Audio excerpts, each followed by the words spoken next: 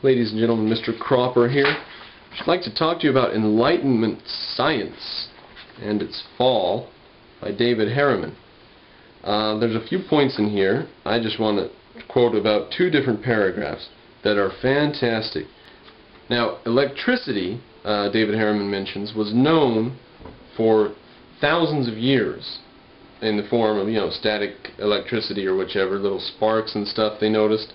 Different materials were known to have electrical effects. So electricity was known for a long time before Franklin systematically investigated it, began pushing it towards a science.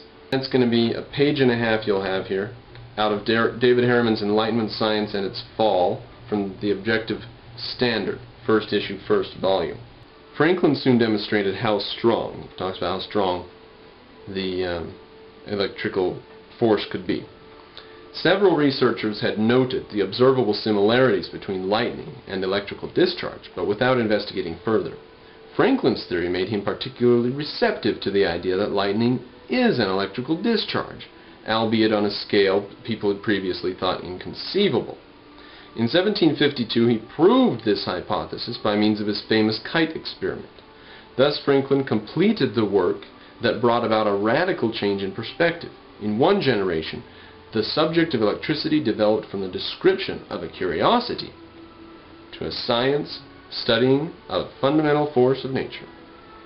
Not everyone was happy about such progress. Some found the Enlightenment too bright and were nostalgic for darker ages. Such an attitude explains the topic chosen by the Academy of Dijon for its annual essay contest of 1750. So they had an essay contest in Dijon. The prestigious French Academy asked, quote, "Has the restoration of the arts and sciences been conducive to the purification of morals?" End quote. Now, let's absorb that question. Has the restoration of the arts and sciences been conducive to the purifications of morals? Now, they're talking here about the Enlightenment, the fact that the arts and sciences have come back, the fact that people are investigating the arts and sciences like they hadn't been since the ancient times, since classical times. So that's the question they were asking.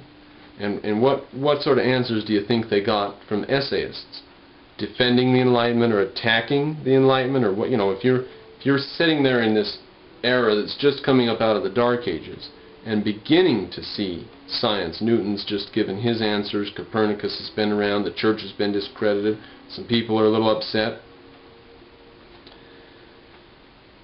In effect, they were asking, was the Renaissance and scientific revolution a step forward or backward? That is, are we better or worse for it? That such a question was regarded as debatable is incredible enough. I agree. Continuing the quote, "It is still more incredible that the prize was awarded to an author who took the negative side, that is, who argued that the arts and sciences and the rebirth of reason in general should be rejected as incompatible with moral virtue." Wow, so the winner of the essay contest of Dijon 1750, and from the prestigious French Academy, the winner of that essay contest said we should reject the Enlightenment because it's incompatible with moral virtue. Now that's amazing. His name was Jean-Jacques Rousseau. Rousseau looked at creation, man's creation, science, and declared that it was evil, dedicating himself directly to opposing everything that is now most admired. He announced his theme. Quote, here's the theme in his essay. "The effect is certain, the depravity is real, and our souls have been corrupted in proportion as our sciences and arts have advanced towards perfection. Our souls are corrupt to the extent that our science is advanced." Does that ring a bell? You recognize that sentiment anywhere around you today? His solution to the alleged problem was straightforward. In regard to art and those who create it, Rousseau cried out, quote, "Demolish these amphitheaters, break these statues, burn these paintings, and cast out these slaves who hold you in subjection, and whose pernicious arts corrupt you. He's an enemy of science and freedom and the Enlightenment and everything good, isn't he? Wow. In regard to natural science, he wrote in praise of ignorance, quote, "Peoples of the earth, know that nature intended to preserve you from knowledge, as a mother snatches a dangerous weapon from the hands of her child." Now, you could make two arguments at that point. You could see the blast at Hiroshima and say, "Ooh, Rousseau was right." Or you could see people routinely living to the age of 75 and say, what the hell was Rousseau thinking? That all the secrets which nature hides from you are so many evils from which she protects you. So you're just being protected, you're just better off to not investigate this stuff. And that the difficulty you encounter in extending your knowledge is not the least of her blessings. So in other words, if the reason science is hard, we should be grateful that it's virtually impossible to figure stuff out, because we don't need to know it, and it's dangerous to know it. It's bad, it's not conducive to moral virtue, and it corrupts us. Thank you, Jean-Jacques Rousseau, for that hostile contribution. Skipping down a page. Rousseau's success was made possible by the failure of philosophers. Early modern philosophy had started with the fantasies of René Descartes, and ended with the anguish of David Hume. Descartes and his followers attempted to deduce the nature of the world from their arbitrary axioms, thereby making a mockery of reason while posing as its advocates. As objectivism has asserted for decades now, Descartes did not do anyone any good in making the basis of all knowledge subjective introspection. So Descartes posed as rationality, and yet he divorced rationality from the real world. This school became known as rationalism. Hume and his followers attempted to reduce human cognition to mere sensation, thereby denying the existence of reason, and this school became known as empiricism. Thus a void was created. There was rationalism on one side, empiricism on the other, and Rousseau's brand of emotionalism rushed in to fill the void. In effect, Rousseau was the intellectual offspring of irresponsible parents.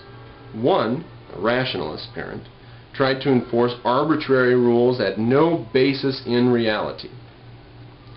The other, the empiricist parent, did not believe in rules. The unsurprising result was a destructive child who threw temper tantrums. Who would that be? Rousseau got attention, but he did not immediately get his way. Most of his neighbors were still too mature and too civilized to accept emotional outbursts in place of reasoned arguments. Now, David Harriman is asserting that Rousseau's ideas were emotionalist outbursts in place of reasoned arguments. Voltaire, who popularized Newton's ideas in France, spoke for rational men everywhere when he replied to Rousseau in 1755. "I have received your new book Against the Human Race, and I thank you for it." Now, I think he's being facetious. "Never was such a cleverness used in the design of making us all stupid. One longs, in reading your book, to walk on all fours, but as I have long lost that habit for more than 60 years, I feel unhappily the impossibility of resuming it." In other words, I could go back to being an infant or an animal with no mind, but it's been over 60 years since I was like that, so I won't take the advice of your essay. The Objective Standard. First issue, first volume. $49 a year if you're a student, $59 a year for other people. That includes access to the online version. And if you don't want the print version sent to you, you can just get the online version for $49 a year, $39 a year if you're a student. Just go to theobjectivestandard.com. Now that was just the article by David Harriman called Enlightenment, Science, and Its Fall. You may be aware that David Harriman also has a work called Crisis in Physics and Its Cause. That's available free to view on the Ayn Rand Institute website. If you register with them, give them your email address and stuff,